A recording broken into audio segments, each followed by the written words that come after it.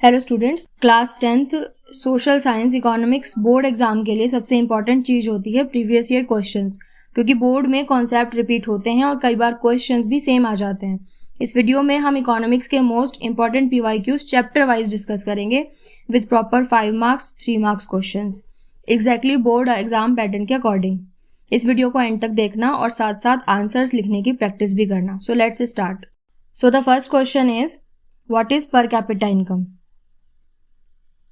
पर capita income का मतलब होता है किसी कंट्री की एवरेज इनकम। इसे कैलकुलेट करने के लिए हम कंट्री की टोटल नेशनल इनकम को टोटल पॉपुलेशन से डिवाइड कर देते हैं। सिंपल वर्ड्स में बोलें तो ये बताता है कि अगर कंट्री की टोटल इनकम को सब लोगों में इक्वली डिवाइड कर दिया जाए तो एक पर्सन के शेयर में कितनी इनकम आएगी। इसका फॉर्मूला होगा per capita income is equal to total income divided by total population. Next question है हमारा why is average income not a good indicator of development. इस क्वेश्चन के आंसर में आपको 3 पॉइंट्स लिखने हैं। So the answer would be average income development का perfect indicator नहीं होता क्योंकि इसकी कुछ लिमिटेशंस होती हैं। पहला, एवरेज इनकम इनइक्वालिटी को शो नहीं करता, मतलब किसी कंट्री में कुछ लोग बहुत रिच हो सकते हैं और बहुत लोग पुअर भी हो सकते हैं, लेकिन एवरेज इनकम फिर भी हाई दिख सकती है। सेकेंड पॉइंट, ये नॉन इनकम फैक्टर्स को इग्नोर कर देती है जैसे हेल्थ फैसिलिटीज और education. And third point, average income लोगों की एक्चुअल क्वालिटी ऑफ लाइफ को रिफ्लेक्ट नहीं करता, इसीलिए डेवलपमेंट को मेजर करने के लिए सिर्फ एवरेज इनकम का यूज करना सफिशिएंट नहीं है। नेक्स्ट क्वेश्चन है हमारा explain the concept of human development index. Human development index यानी HDI डेवलपमेंट को मेजर करने का एक इम्पॉर्टेंट इंडिकेटर है। इसे United Nation Development Programme publish करता है। HDI सिर्फ इनकम को नहीं बल्कि 3 इंपॉर्टेंट फैक्टर्स को कंसीडर करता है। पहला, लाइफ एक्सपेक्टेंसी जो किसी कंट्री के हेल्थ लेवल को शो करता है। दूसरा, लिटरेसी रेट या फिर एजुकेशन जो एजुकेशन लेवल को बताता है। और पर कैपिटा इनकम जो एवरेज इनकम को रिप्रेजेंट करता है। इन तीनों फैक्टर्स को कंबाइन करके HDI कैलकुलेट किया जाता है जिसे डिफरेंट कंट्रीज के डेवलपमेंट लेवल को इजीली कंपेयर किया जा सकता है।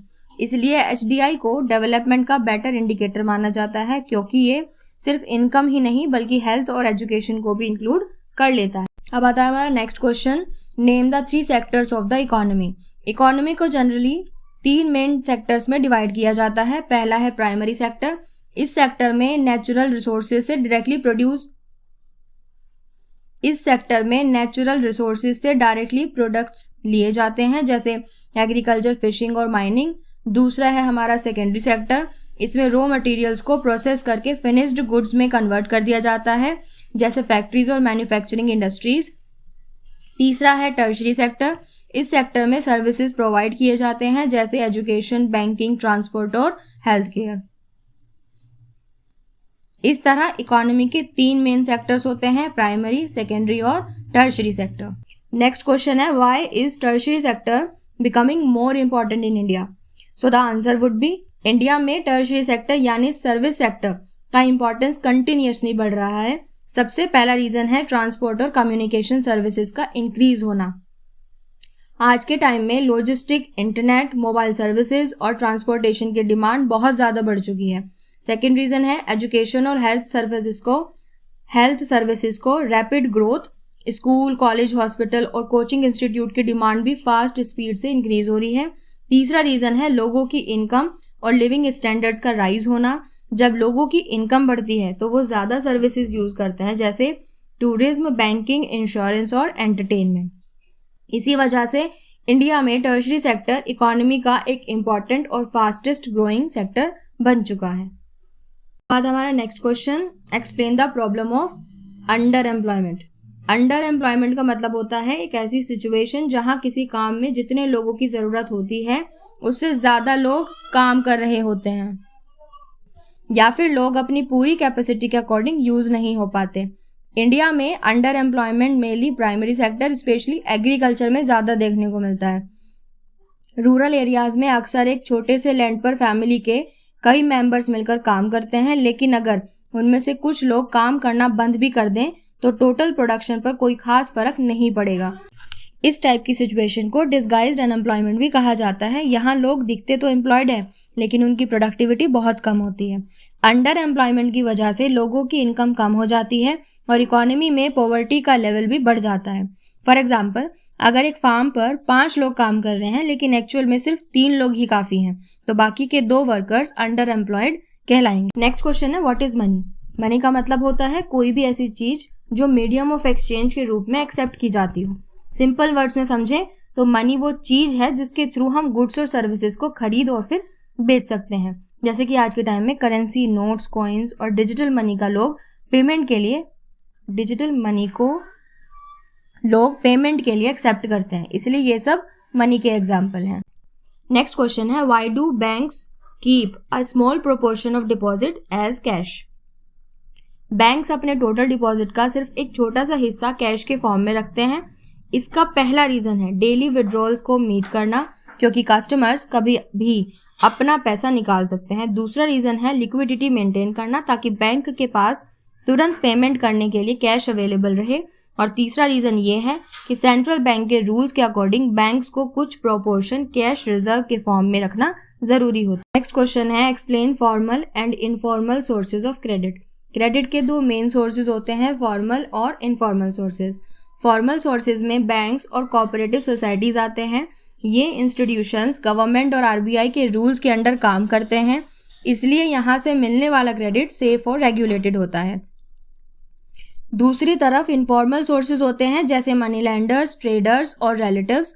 ये प्राइवेट लोग होते हैं और इन पर गवर्नमेंट का डायरेक्ट कंट्रोल नहीं होता, इसलिए कई बार ये ज़्यादा इंटरेस्ट रेट चार्ज करते हैं। इसलिए जनरली फॉर्मल क्रेडिट को सेफर और बेटर ऑप्शन माना जाता है। Next question is what is globalisation. Globalisation का मतलब होता है किसी कंट्री की इकोनॉमी को वर्ल्ड इकोनॉमी के साथ जोड़ना। इस प्रोसेस में डिफरेंट कंट्रीज के बीच ट्रेड, इन्वेस्टमेंट, टेक्नोलॉजी और इंफॉर्मेशन का एक्सचेंज बढ़ जाता है। सिंपल वर्ड्स में कहें तो जब कंट्रीज एक दूसरे के साथ ज़्यादा बिजनेस और इकोनॉमिक एक्टिविटीज़ करती है तो उसे ही ग्लोबलाइजेशन कह दिया जाता है। अगला क्वेश्चन है state any 3 advantages of globalisation. Globalisation के कई एडवांटेजेस होते हैं। सबसे पहला एडवांटेज है बेटर क्वालिटी ऑफ प्रोडक्ट्स। जब डिफरेंट कंट्रीज के प्रोडक्ट्स मार्केट में आते हैं तो कंपनीज कंपटीशन की वजह से अपनी प्रोडक्ट क्वालिटी को इम्प्रूव करती है।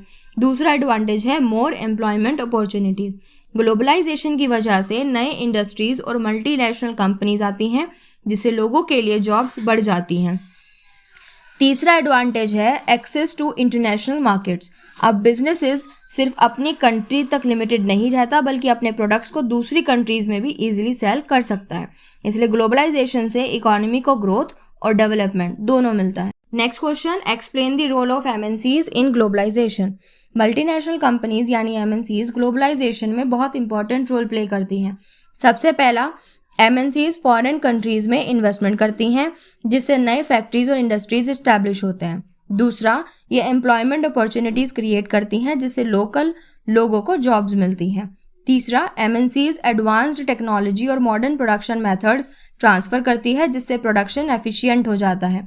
And finally, MNCs international trade को प्रमोट करती है, क्योंकि ये अपने प्रोडक्ट्स को डिफरेंट कंट्रीज में सेल करते हैं। इस तरह एमएनसीज ग्लोबलाइजेशन को बढ़ाने में एक इम्पॉर्टेंट रोल प्ले करते हैं। बोर्ड के लिए ध्यान रखिएगा, एक तो आपको पॉइंट्स और हेडिंग्स में आंसर को लिखना है। हमेशा एनसीईआरटी में कुछ कीवर्ड्स दिए होते हैं, उनका इस्तेमाल करना है। कोई भी एक्स्ट्रा स्टोरी लिखने की ज़रूरत नहीं है, और अगर क्वेश्चन में पूछा जाता है डायग्राम के लिए तो आपको एक क्लीन और नीट डायग्राम बना कर आना है। Thank you.